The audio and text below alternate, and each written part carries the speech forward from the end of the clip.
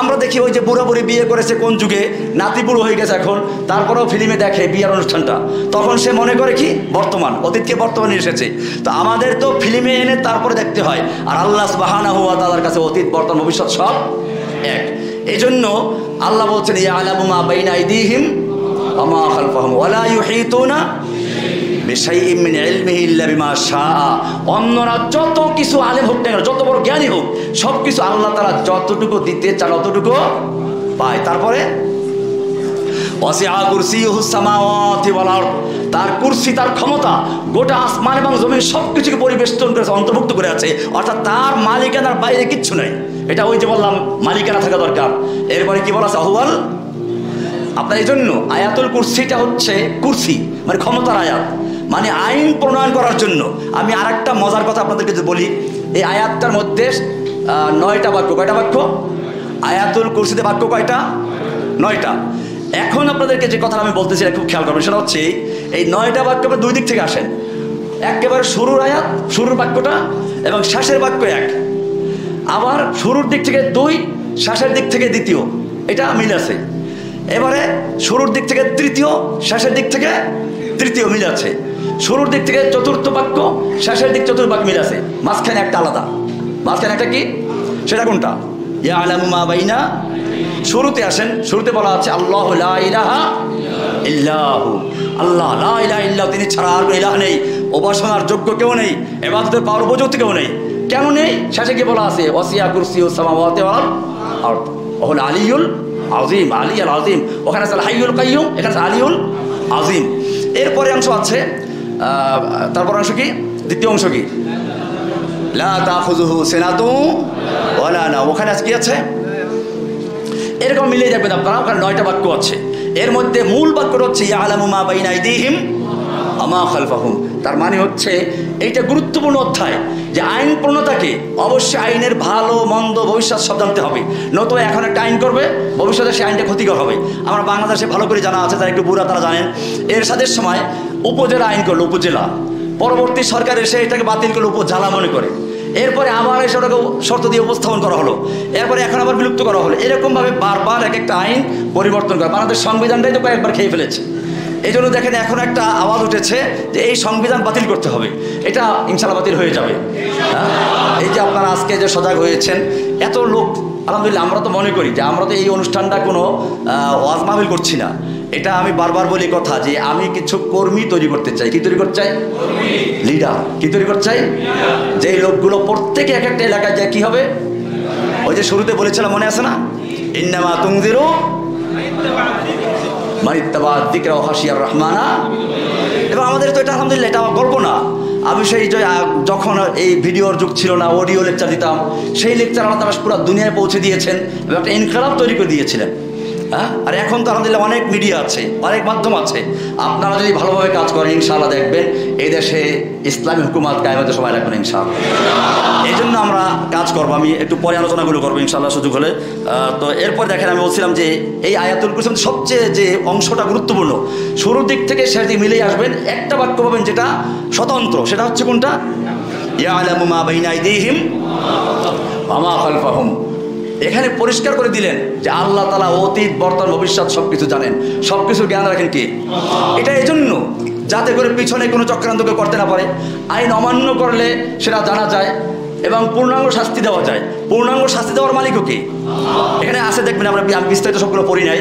আইন প্রণেতার জন্য একটা বড় বৈশিষ্ট্য হচ্ছে আইন প্রণেতাকে অবশ্যই পূর্ণ যাজা বিনিময় দেওয়ার মতো ক্ষমতা থাকতে হবে। মালিক ইয়াউমিদ্দিন, এখানে এটার জন্য বলা হয়েছে, কারণ যদি পূর্ণ যাজা দিতে না পারে সে আইন তৈরি করে লাভটা কি?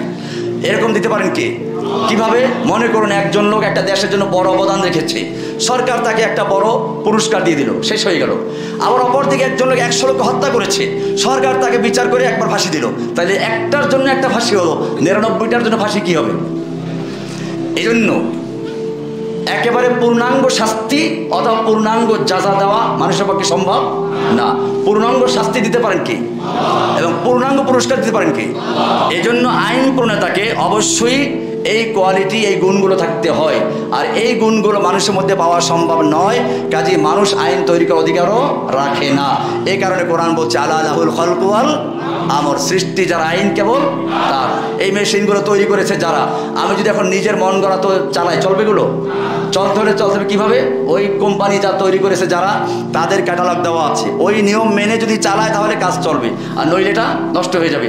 ঠিক এরকমভাবে মনে রাখতে হবে এই মহান কারখানার সৃষ্টিকর্তা কে, এবং মানুষ ছাড়া অন্য সমস্ত মাখলুক আল্লাহর হুকুম মেনে চলে। শুধু দুইটা মাখলুক মানে না, কয়টা মাখলুক? একটা হচ্ছে মানুষের একটা বিভ্রান্ত অংশ, আর একটা জিনদের একটা বিভ্রান্ত অংশ। এছাড়া বাকি সমস্ত মাখলুক হুকুম মানে কার? এটা দলিল কোরআনে আছে। কোরআন বলছে লাশশামসু তাজরি লিমুস্তাকাররিন লাহা, সূর্য আল্লাহর হুকুম মেনে চলে। লাশশামসু ইয়ামবাগি লাহা আন তুদরিকাল কামার, সূর্যের ক্ষমতা নেই চাঁদকে ধরার। এই আয়াতগুলো আপনারা জানেন। এরপরে বলা আছে তুসাব্বিহু লাহুস সামাওয়াতুস সাবউ, আসমান জমিনের সব কিছু কি আল্লাহর তাসবিহ পড়ে। এরকমভাবে ওয়ালাহু আসলামা মান ফিস সামাওয়াতি ওয়াল আরদ তাওয়ান ওয়া কারহান, আসমান জমিনের সৃষ্টি যত কিছু আছে সব আল্লাহর হুকুম মেনে চলে, ইচ্ছায় হোক অনিচ্ছায় হোক, সকল হুকুম মানে কার? এমনকি আপনার আমার দেহের মধ্যেও গুরুত্বপূর্ণ অংশগুলো হুকুম মানে কার? মনে করুন আমরা মুখ দিয়ে কথা বলছি, কান দিয়ে শুনি, চোখ দিয়ে দেখি। আমি যদি বলি এই কান চোখ আমি মালিক, আজকের থেকে চোখ দিয়ে দেখবি, কান দিয়া কি করবি? কান দিয়ে দেখবো আর নাক দিয়ে শুনবো, এটা হবে? আমার কথা শুনবে? তাহলে বুঝা গেল আমার নিজের ব্যবহৃত অংশগুলো, অঙ্গগুলো কার হুকুম মানে চলে? তাহলে চন্দ্র সূর্য গ্রহ নক্ষত্র যখন হুকুম মানে কার? এরকম আমার নিজের দেহের যতগুলো অঙ্গ সবাই হুকুম মানে কার? শুধুমাত্র মানুষকে কিছুটা এখতিয়ার দেওয়া আছে, সেই জন্য মানুষ এবং জিনদের একটা অংশ, বিভ্রান্ত অংশ, আল্লাহর হুকুমকে অমান্য করে চলে। এই কারণে আল্লাহ তাআলা কোরআনে বারবার বলেছেন, সূরায়ে দেখেন 177 নম্বর পৃষ্ঠা দেখেন, লিকুল্লিন জাআলনা মিনকুম শিরআতাও ওয়া মিনহাজা ওয়ালাউ শাআ আল্লাহু লাজাআলাকুম উম্মাতাও ওয়াহিদা, তোমাদের প্রত্যেকের জন্য আমি একটি শরীয়ত ও একটি পথ নির্ধারণ করেছি। আল্লাহ চাইলে তোমাদের সবাইকে এক উম্মত বানাতে পারতেন, কিন্তু তিনি তোমাদেরকে যা দিয়েছেন তাতে তোমাদের পরীক্ষা নিতে চেয়েছেন। অতএব তোমরা সৎকর্মে প্রতিযোগিতা করো। এখানে পরিষ্কার করে দিলেন যে আল্লাহ চাইলে এই কান চোখ যেরকম আল্লাহর হুকুম মেনে চলে, আমাদের কথা মানে না, এরকম ইচ্ছে করলে আমাদেরকে আল্লাহ বাধ্য করে আল্লাহর হুকুম মানাতে পারতেন, কিন্তু আল্লাহ এটা করেন না কি জন্য? আল্লাহ পরীক্ষা করতে চান, এটা বলা আছে এখানে। আরো আয়াত পরে আয়াত দেখেন আরো আছে, শারা'a লাকুম মিনাদ দীনি মা ওয়াসসা বিহি নূহা ওয়াল্লাযী আওহাইনা ইলাইকা ওয়া মা ওয়াসাইনা বিহি ইব্রাহিম ওয়া মূসা ওয়া ঈসা আন আকিমুদ-দীন ওয়া লা তাতাফাররাকু ফীহি। আল্লাহ তোমাদের জন্য সেই দিন শরীয়ত করেছেন যা নূহকে ওসিয়ত করেছিলেন, আর যা আমি তোমাদের প্রতি ওহী করেছি এবং যা আমি ইব্রাহিম মূসা ও ঈসাকে ওসিয়ত করেছি। তোমরা দিন কায়েম করো এবং এতে বিভক্ত হয়েও না। দিন কায়েম করো, বিভক্ত হয়েও না। তার মানে দিন কায়েম করতে গিয়ে বিভক্ত হওয়া যাবে, বিচ্ছিন্ন হওয়া যাবে না, এটাও মনে রাখবেন। আমি ওই বিষয়গুলো একটু পরে জানিয়ে আসতেছি। কিছু বিষয় আছে এরকম যে আমাদের সমাজে বর্তমান যে গণতন্ত্রের প্রক্রিয়াটা আছে, গণতন্ত্রের স্লোগানই হচ্ছে বিভিন্ন দল তৈরি করা। এমনকি যদি বিরোধী দল খুঁজে না পাওয়া যায়, কি করতে হবে? বিরোধী দল বানাতে হবে, এবং তার বিরোধী যে নেতা থাকে বা নেত্রী থাকে তার জন্য আলাদা সরকারি সুযোগ সুবিধাও আছে। তাই ইসলাম বলে ওয়াতাসিমু বিহাবলিল্লাহি জামিআ ওয়ালা, এখানে বলেছেন যে এখানে আল্লাহ তাআলা তোমাদের ওসিয়ত করেছেন সেই কথা যা নূহকে ওসিয়ত করেছেন, ইব্রাহিমকে ওসিয়ত করেছেন, মূসা ঈসাকে করেছেন, সেটা হচ্ছে নাকিমুদ্দিন ওয়ালা তাতাফাররাকু ফীহি, দিন কায়েম করবে, তোমরা বিচ্ছিন্ন হবে না। সূরা শূরা এর 13 নম্বর আয়াত। এরকমভাবে আল্লাহ সুবহানাহু ওয়া তাআলা আরও অনেকগুলো আয়াত আমাদেরকে নাযিল করেছেন, যেখানে বলেছেন যে দিন কায়েম করতে গিয়ে তোমাদেরকে বিচ্ছিন্ন হলে চলবে না। এরকম আল্লাহর শরীয়তে বড় একটা কাজ হচ্ছে, দেখেন শরীয়তের যে মাহাসিনগুলো আছে, আল্লাহর আইনের কতগুলো সৌন্দর্য আছে। আমাদের সমাজে আল্লাহর আইনে আসলেই বলা হয় কি চোরের হাত কাটা বিধান আসে। এটা আপনাদেরকে আমি বলি, চোরের হাত কাটা বিধানটা আসছিল কখন?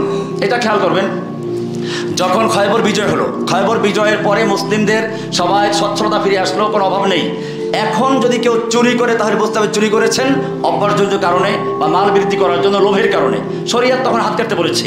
আবার দেখেন যখন ওমর রাদিয়াল্লাহু যুগ আসলো, তখন দেশে একটু অভাব দেখা দিল, উনি বিচারকদের কাছে ফরমান জারি করলেন, এখন থেকে চোর ধরা পড়লে হাত কাটবে না। আমি জিজ্ঞেস করি, ওমর রাদিয়াল্লাহু তাআলা আনহুর কি ক্ষমতা আছে আল্লাহর আইন পরিবর্তন করার? তাহলে উনি কি করে চোরের হাত কাটার বিধানকে রহিত করলেন? প্রশ্ন আসে না? এবার হাদিস সহিহ, ওমর এখানে দেওয়া আছে, দলিল দেওয়া আছে। ওমর রাদিয়াল্লাহু তাআলা আনহুর যুগে অভাব দেখা দিল, তিনি রাষ্ট্রীয়ভাবে ফরমান জারি করে বললেন যে এখন থেকে যদি কোনো চোর ধরা পড়ে আর জানা যায় যে সেই অভাবের কারণে চুরি করেছে, খবরদার তোমরা তার হাত কাটবে না। এটা কেন উনি বলতে গেলেন? ওনার তো আইন পরিবর্তন করার ক্ষমতা নাই।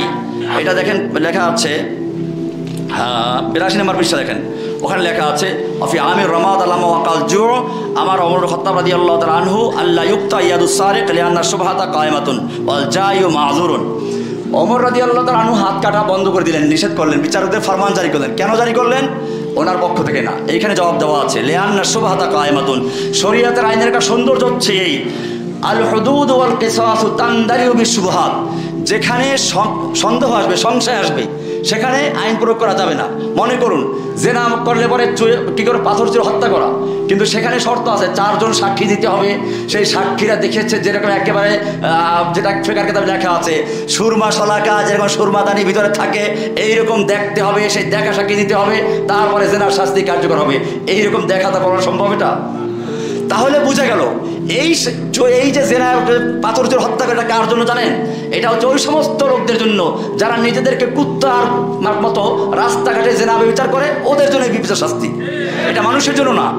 যেই মানুষগুলো কুকুরের পর্যায়ে চলে যায়, এরপর রাস্তাঘাটে ওরকম করে এবং যেখানে 4 জন সাক্ষী দেখা সম্ভব, তাদের জন্য এই বিচার। আর নতুবা এই বিচার কার্যকর সম্ভব না। এরকমভাবে চোরের ব্যাপারটা কোরআন বলছে, চোরের হাত কাটার বিধান হচ্ছে তখন যখন নাকি অভাব থাকবে না। এখন যদি কোনো ব্যক্তি ক্ষুধার জন্য চুরি করে, মনে করেন একজন তার বাপ হাসপাতালে ভর্তি আছে, মারা যাচ্ছে, এখন কোথাও সাহায্য পাচ্ছে না, সে চুরি করে গিয়ে তার চিকিৎসা করালো, এখন এই লোকটার হাত কাটতে বলবে কিনা? কোরআন বলে না, এখানে কি আছে? শোভা আছে। তো এই জন্য ইসলামী আইনের ক্ষেত্রে মনে রাখতে হবে। এরকম দেখেন, ইসলাম বলছে হারাম গোশত খাওয়া যাবে না। হারাম গোশত খাওয়া, মনে করেন মরা গরু খাওয়া যাবে না। কোরআন বলছে অহরিমা আলাইকুম মাইতা, মৃত্যু জানোয়ার তোমাদের জন্য হারাম করা হয়েছে। কিন্তু তারপরে গিয়ে দেখেন, যদি কোনো ব্যক্তি না খেয়ে মারা যাচ্ছে ক্ষুধার তাড়নায়, কি বলছে কোরআন?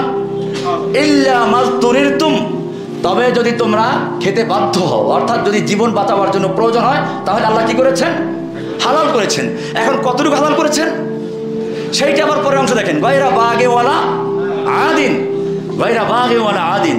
এখন আপনি আছেন ফিকহ কিতাবে, মুফতিয়ানে কেরাম যে ফতোয়ার উসুল নির্ধারণ করেছেন, সেখানে বলা আছে আদ-দারুরাতু তুবিহুল মাহযুরাত, প্রয়োজন নিষিদ্ধ জিনিসকে, হারাম জিনিসকে বৈধ করে দেয়। হারাম জিনিসকে, যেমন মনে করেন পানির তৃষ্ণায় মারা যাচ্ছে, মদ ছাড়া কোনো পানি নাই, আপনি কি করতে পারবেন? মদ খেতে পারবেন। আপনি না খেয়ে ক্ষুধায় মারা যাচ্ছেন, এখন মরা গোশত ছাড়া কিছু নাই, আপনি কি করবেন? এমনকি শুকুরের গোশত ছাড়াও কিছু নাই, তাহলে কি করতে পারবেন? বৈধ হলো। এটা হলো ইল্লা মাযতুরিরতুম। এখন প্রশ্ন হচ্ছে, জরুরতের জন্য খেতে পারবেন কতটুকু? সেই জন্য আরেকটা ওই যে গায়রা বাগেওয়ালা আদিন কোরআনে বলা আছে, ওখান থেকে ফুকাহায়ে কেরাম বলেছেন, ওখান থেকে বলা আছে মা সাবাতা বেকদরি জরুরত, আর জরুরত তাতাকদ্দারু বেকদরি জরুরত, আর জরুরত তাতাকদ্দারু বেকদরি জরুরত। প্রয়োজনের কারণে যেগুলো বৈধ হয় সেগুলো অতটুকুই বৈধ হয় যতটুকু প্রয়োজন। প্রয়োজন শেষ, বৈধতাও শেষ। তার মানে হচ্ছে আপনার মরা জানোয়ার খাওয়া জায়েজ হয়ে গেল জান বাঁচাবার জন্য, অতটুকুই জায়েজ হয়েছে যতটুকু খেলে আপনার জান বাঁচবে, আর এরপরে যতটুকু খাবেন ওটা আবার হারাম।